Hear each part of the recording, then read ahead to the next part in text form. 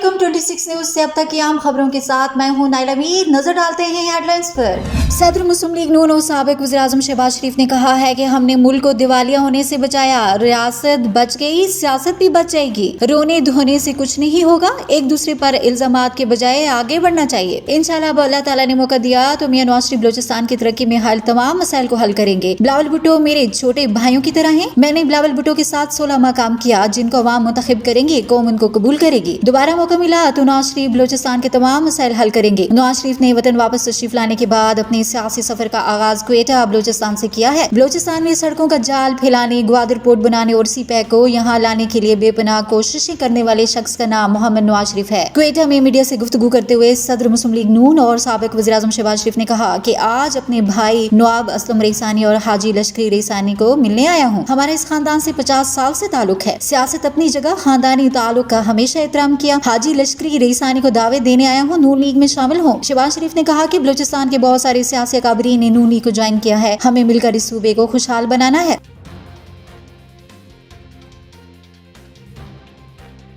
एहतसाब अदालत इस्लामाबाद ने 190 मिलियन पाउंड स्कैंडल और तोशाखाना केस में चेयरमैन पीटीआई की आलिया बुशरा बीबी की अबूरी जमानत में 17 नवंबर तक तौसी कर दी। जज मोहम्मद बशीर ने बुशरा बीबी के खिलाफ केसेस पर समाअत की। इस मौका पर बुशरा बीबी अदालत में पेश हुई, ताहम इनकी जानिब से कोई वकील पेश नहीं हुआ। जज मोहम्मद बशीर ने नायब प्रोसिक्यूटर से सवाल किया कि कहाँ हैं बुशरा बीबी के वकला, पर प्रोसिक्यूटर ने बताया कि मालूम नहीं, इस केस में लतीफ खोसा बुशरा बीबी के वकील हैं। जज ने रिमार्क देते हुए कहा कि कोई आया नहीं है तो समाअत जुम्मे को रख लें। बाद अदालत ने बुशरा बीबी के खिलाफ 190 मिलियन पाउंड स्कैंडल और तोशाखाना केस पर समाअत 17 नवंबर तक मुलतवी कर दी।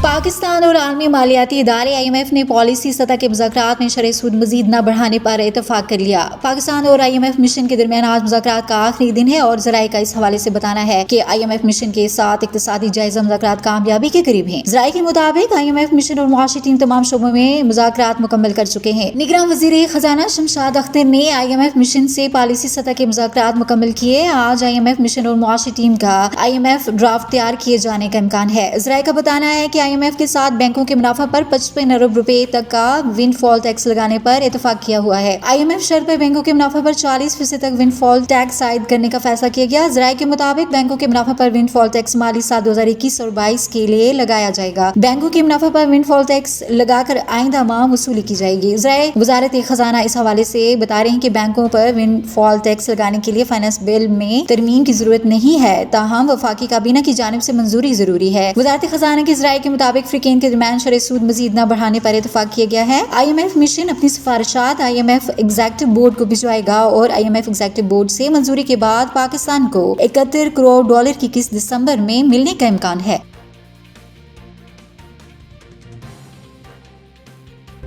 अब तक के लिए इतना ही। मजीद खबरों और अपडेट्स के लिए देखते रहें 26 न्यूज।